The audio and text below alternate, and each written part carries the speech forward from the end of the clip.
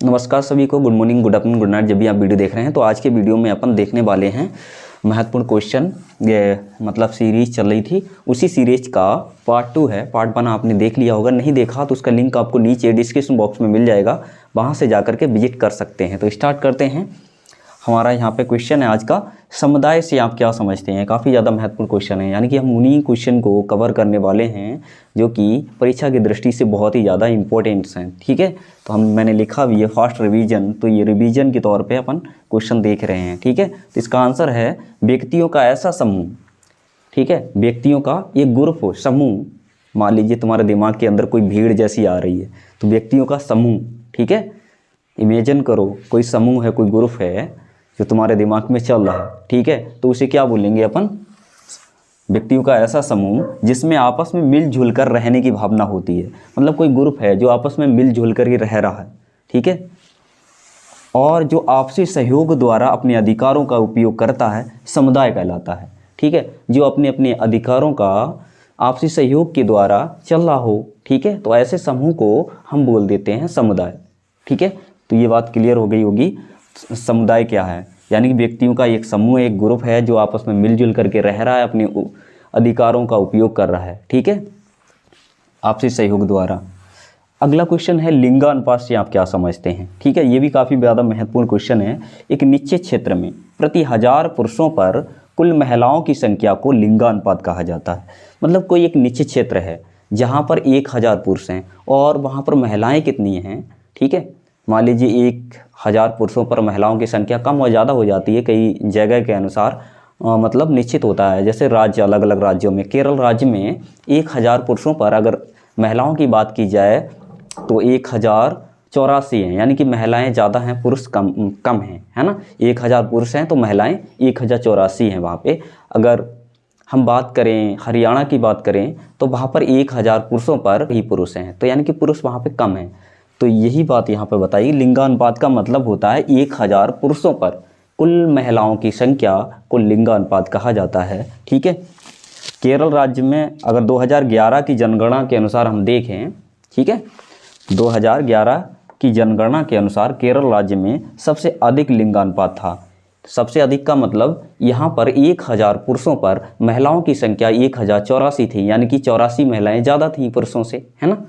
तो वहाँ पर लिंगानुपात सबसे ज़्यादा था। और सबसे कम की बात करें तो हरियाणा में 1000 पुरुषों पर कुल 877 ही महिलाएं थीं, है ना। तो यानी कि पुरुष वहाँ पे ज़्यादा थे, महिलाएं कम, है ना।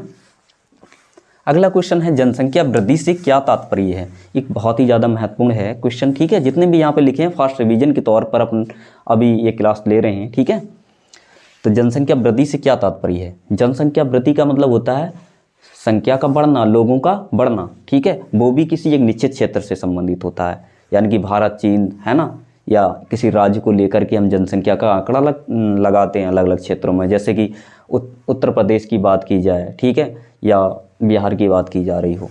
ठीक है, किसी भी क्षेत्र में लोगों की संख्या वृद्धि को जनसंख्या वृद्धि कहते हैं। यानी कोई भी क्षेत्र ऐसा हो जहाँ पर लोगों की संख्या बढ़ रही है तो समझो वहाँ की जनसंख्या बढ़ रही है। ठीक है, तो किसी भी क्षेत्र में लोगों की संख्या की वृद्धि को जनसंख्या वृद्धि कहते हैं। ठीक है, तो आप ये बात को समझ गए होंगे। बहुत ही सरल भाषा में बताने का प्रयास किया गया है। आपको ज़्यादा कुछ पढ़ना नहीं है, इसका स्क्रीनशॉट ले लीजिएगा, बस इसे एक बार रिवाइज कर लीजिएगा। अगर फिर भी कोई प्रॉब्लम आ रही हो तो इस वीडियो को एक से अधिक बार देख लीजिएगा, है ना। पूरे विश्व में हर साल 1.1% की, यानी कि 1.1% की वृद्धि से जनसंख्या में वृद्धि हो रही है, यानी कि लोग बढ़ रहे हैं। 1.1% की दर से पूरे विश्व में जनसंख्या लगातार बढ़ती जा रही है।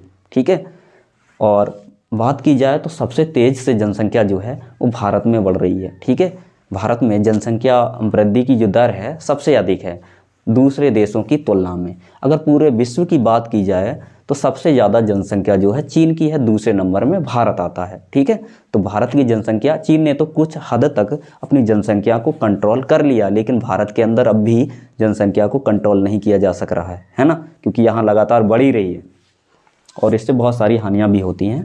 ठीक है, तो जनसंख्या वृद्धि को रोकने के सुझाव अगर आपसे पूछा जाए तो कुछ सुझाव भी यहाँ पे मैंने सजेस्ट किए हैं, बता सकते हैं, लिख सकते हैं। ठीक है, विवाह की आयु में वृद्धि करना। तो पहला सुझाव ये है, अगर हम विवाह की आयु में वृद्धि कर दें तो भी जनसंख्या मेंटेन हो सकती है, थोड़ी सी कम हो सकती है।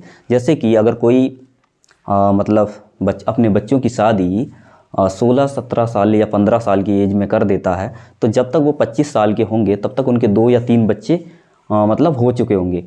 अगर वो 25 साल की एज में शादी करे तो वो 2-3 बच्चे पैदा हो चुके हैं, वो नहीं होंगे, है ना।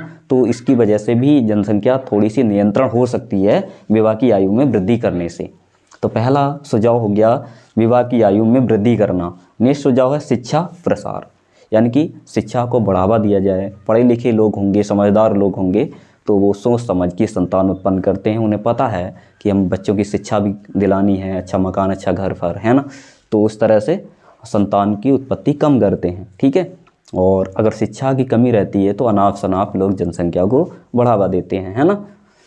अगला है परिवार नियोजन। व्यक्ति को पहले से ही अपने परिवार को नियोजित ढंग से, मतलब पहले से ही नियोजन कर लेना चाहिए। यानी कि नियोजन का मतलब होता है पहले से ही सोच लेना, विचार कर लेना कि हमें 2 ही बच्चे उत्पन्न करने हैं, ठीक है। तो परिवार नियोजन जैसी योजनाएं चलाई जानी चाहिए और लोगों को जागरूक किया जाना चाहिए इस तरह से, ताकि लोग सोच समझ करके संतान उत्पन्न करें, है ना।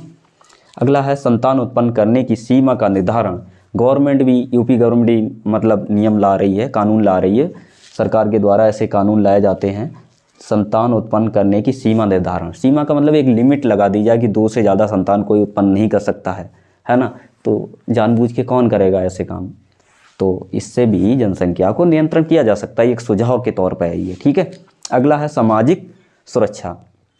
मतलब कई बार ऐसा होता है जिनके संतान नहीं होती या जिनने अपनी शादी नहीं कर रखी है, विवाह नहीं किया है, तो ऐसे में क्या होता है, लोगों को डर रहता है कि आगे चल के बुढ़ापे पर हमारा कोई सहारा नहीं होगा। तो लोगों के लिए सामाजिक सुरक्षा नहीं है ना। तो समाज उन लोगों के लिए सुरक्षा दे। ऐसे लोग जिनके संतान नहीं है तो वो चाह नहीं रखेंगे शादी करने की, है ना। क्योंकि शादी व्यक्ति बहुत से इसीलिए करते हैं कि बुढ़ापे का सहारा हो जाएगा, कोई बच्चा होगा तो, है ना। वरना बुढ़ापे परेशानी होगी, दिक्कत होगी। सामाजिक सुरक्षा मिलनी चाहिए। समाज के द्वारा ऐसे लोगों को बढ़ावा दिया जाना चाहिए जो शादी नहीं कर रहे हैं, है ना। वरना समाज उन्हें बुरी नज़रों से ही देखता है कि शादी हुई नहीं होगी, तमाम वगैरह वगैरह चीज़ें देखते हैं, है ना, सुनने में आती हैं। तो आई होप आपको ये सारे क्वेश्चन समझ में आ रहे होंगे। अगर फिर भी आपको कोई दिक्कत आ रही है, आपकी अभी भी तैयारी बहुत अच्छे से नहीं हुई है, तो मेरा आप टॉप 100 बैच ज्वाइन कर सकते हैं, ठीक है। उस बैच में अभी जो स्टार्ट हुआ है उसमें आपको 10 घंटे की स्पेशल क्लास मिलने वाली है। 10 वीडियो 1-1 घंटे के, उसमें एक टॉपिक को बहुत अच्छे से कवर किया गया है, ठीक है। और नोट्स भी साथ में प्रोवाइड कराए जाएंगे। तो उसका जो अभी के लिए डिस्काउंट पे चल रहा है, मतलब 100 रुपीज़ उसका चार्ज जा रहा है, और आप चाहें तो ज्वाइन कर सकते हैं। वरना और ये कंटिन्यू वीडियो चलते रहेंगे जब तक एग्ज़ाम नहीं होते हैं, ठीक है। लेकिन हाँ, जो कुछ स्पेशल करना चाहते हैं तो उनके लिए वो बैच है। और मेरा नंबर मिल रहा, आपको दिख रहा होगा, इसी नंबर पे आप व्हाट्सअप करिए नोट्स, ठीक है। तो बाकी की जानकारी वहाँ से आपको मिल जाएगी। और वीडियो अच्छा लगा तो लाइक शेयर सब्सक्राइब जरूर कर दें। Thanks watching for video.